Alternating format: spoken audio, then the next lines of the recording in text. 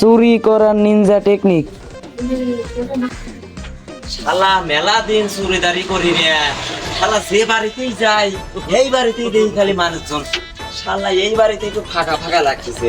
হ্যাঁ, বিক্রি করার কথা কয়া যায়, চুরি করে নিয়ে আসবো। কেউ নাই, কেউ নাই কে চুরি করবা সেই ব্যক্তি রান্না করে